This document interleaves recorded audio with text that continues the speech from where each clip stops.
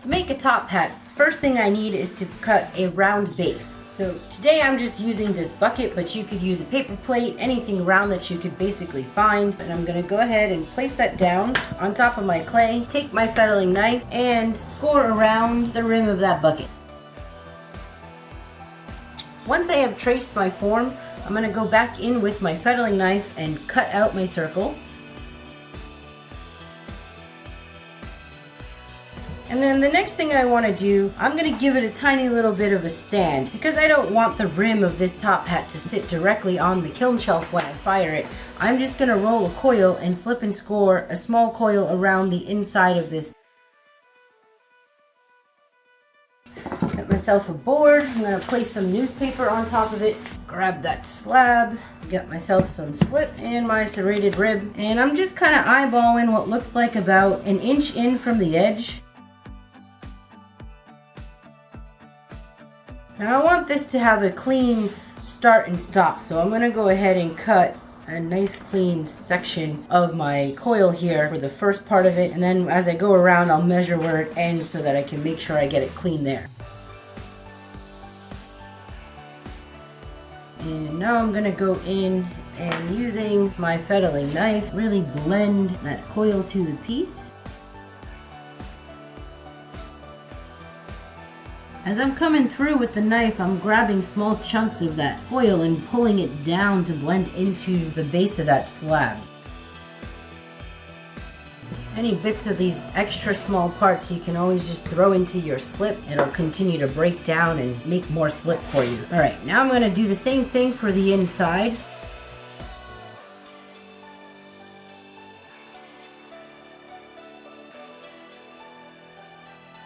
Now this is going to need some time to set up before I can actually flip it over and it be stable enough for me to continue building and putting weight on top. What I'm going to do though before I do that is I'm going to go ahead and cut air hole into the center of this right now so I don't have to worry about trying to cut that air hole once I flip it over. I'm just going to set this aside and I'll be back to move on to the next step. Alright, now that this base has had time to set up, I can go ahead and flip it over. And I'm going to do a little bit of smoothing on this before I go ahead and start building up on it. For me, I kind of really don't like seeing the texture of the slab roller, the cloth that's on the slab roller. Unless it actually fits with the piece, there's kind of like no point in leaving that texture there. So I'm just taking my rubber rib and I'm going to come in and smooth that out. And now I need to determine how much of the slab I need to cut so that I can make that stovetop part. To do that, I am just going to grab some string and lay it on here in a big loop so that I can figure out how much it takes to go all the way around it, and then I can measure that string. Any kind of string would work. I just have some basic garden twine. And because I'm not going to be setting my slab to the edge, I'm just going to eyeball where I think I want that to land. This doesn't have to be exact. It's better to have just slightly more than what you need than not enough.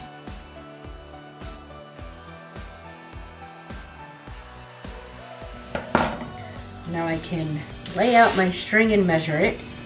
If you don't have a right angle square, you can basically measure with just about anything. And it looks like 24 inches for me.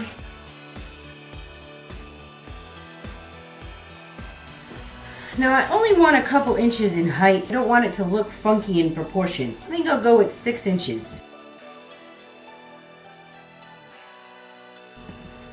And then I'm going to test it out. I don't have to go crazy here. I'm just guessing at where I want to see it end. And if it looks all right around the rim, I'm just going to put a tick mark and go, okay, that's where my cut's going to be. I want it to have a little bit of overage so that I have somewhere to blend. So I'm going to go ahead and score.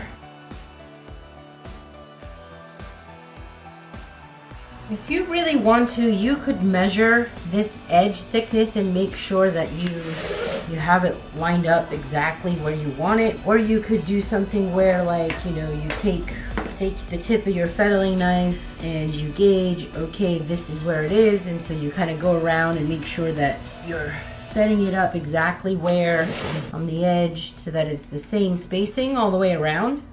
Now this is a bit of a messy connection here. If you don't like doing it this way, you could just butt it up next to each other, but I feel like it's a little bit more secure if I can get the slabs to overlap, and then I just have to deal with blending out this seam to make it look a little smoother. On the inside, I'm just taking my finger and doing that blending right along that same seam on the inside. I'm gonna run my finger up and down where the two pieces connect, just to make sure I work out any air holes that might be in there. And now, of course, they have this ugly seam to deal with. But, you know, I could take even the back end of the serrated rib and just put a hand back here and use that to kind of smooth that out. All right. Next thing I'm going to do is I'm going to roll a coil, and I am going to squish a coil on the inside of this hat so that I can make sure I get a decent connection.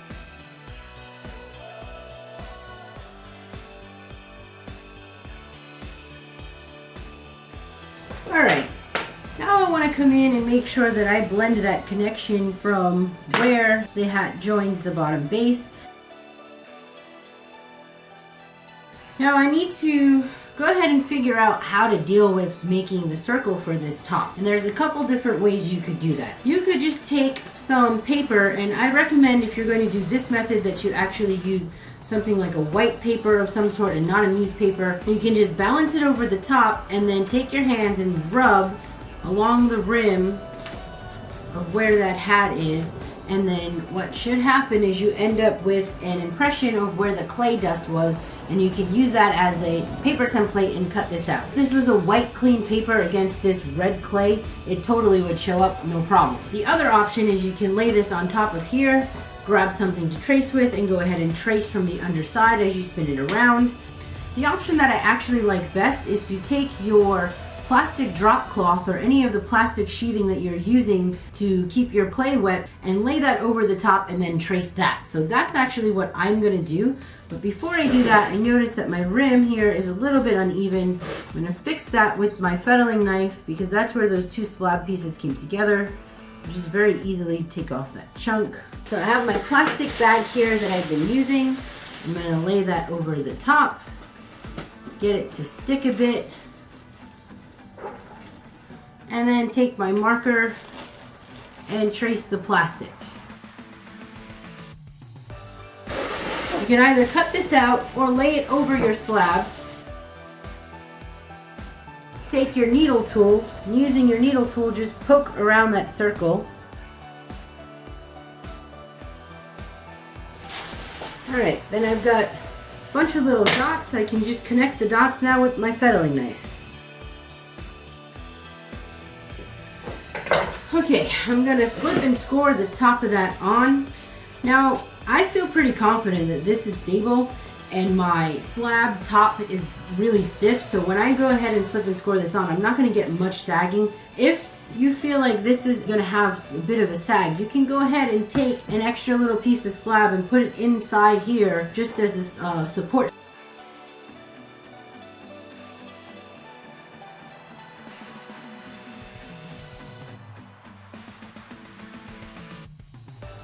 So now that's it. I'm going to go ahead and cover this thing in some plastic and set it aside for a day or two, and then I will come back and do a bit more work on it. I'm going to use my Sureform to come in and deal with the shape on this thing.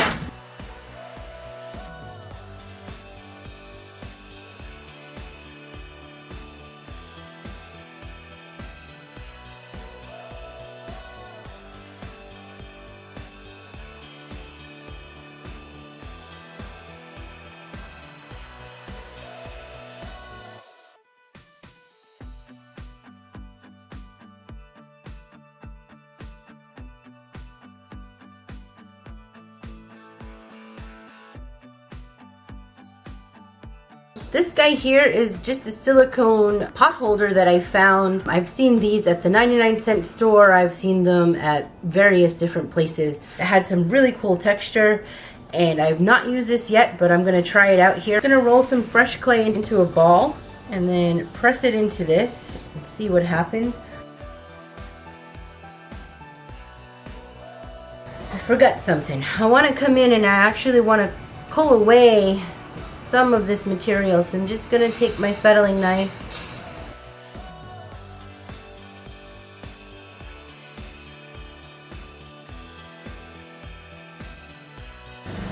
Alright, and I got some detachment there. Easy way to fix this would be to just cut open this bottom because no one's going to see the bottom. Now I can get my hand in and repair that. Get some coil into that seam now. You can't see what I'm doing, but I'm just taking some rolled coil and blending it into the inside of that rim where it was weak to begin with. I think I'm going to leave that opening on this one, kind of work with it as part of the design. And then, of course, now that I've done all that mangling, I've messed up this piece, so I'm just going to rip it off. And I actually don't like what's happening here with this anyway. It's sticking, so I'm going to wash this off, dry it really well, and then I'm going to spray this with some cooking spray so that as I start pressing the wet clay into it, it'll be a lot easier to remove.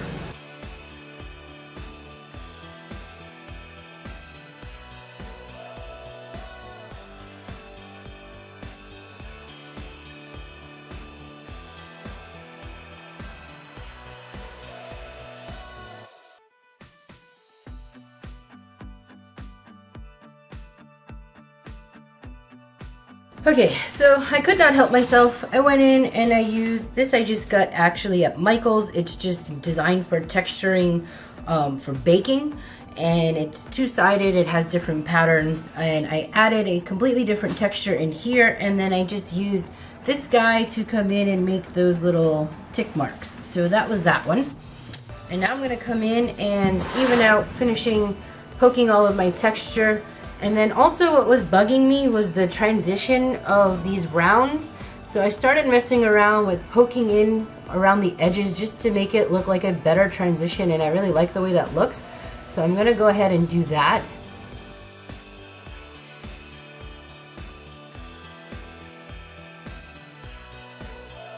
Alright, I was going to do a little bit more with this, but I really want to get the content up for my students, so I'm going to call it here.